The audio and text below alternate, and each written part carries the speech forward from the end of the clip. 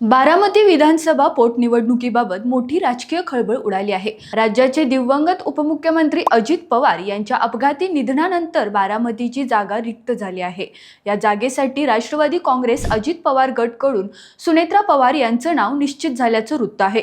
पक्षाच्या कोअर कमिटीच्या बैठकीत त्यांच्या नावावर शिक्कामोर्तब झाल्याची माहिती समोर येते।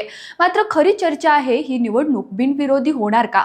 शरद पवार गटाकडून उमेदवार दिला जाणार की नाही, यावर आज खासदार सुप्रिया सुळे यांनी महत्त्वाचं विधान केलं आहे। त्या म्हणाल्या, दादा गेल्यानंतर ही पोटनिवडणूक आहे। आपण सुसंस्कृत आहोत, त्यामुळे ही निवडणूक बिनविरोधी व्हावी अशी अपेक्षा आहे। दरम्यान पार्थ पवार यांच्या राज्यसभेच्या उमेदवारीवर ही चर्चा रंगली आहे। सामाजिक कार्यकर्त्या अंजली दमानिया यांनी या उमेदवारीला विरोध करत महाराष्ट्रासाठी त्यांचं योगदान काय, असा सवाल उपस्थित केला आहे। या पार्श्वभूमीवर सुप्रिया सुळे म्हणाल्या, लोकशाहीत प्रत्येकाला मत मांडण्याचा अधिकार आहे। उमेदवारी हा पक्षाचा अंतर्गत विषय आहे।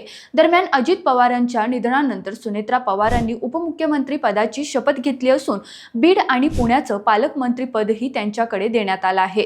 आता प्रश्न एकच, बारामतीची पोटनिवडणूक खरंच बिनविरोधी होणार का, की पुन्हा एकदा पवार घराण्यातील राजकीय संघर्ष पाहायला मिळणार?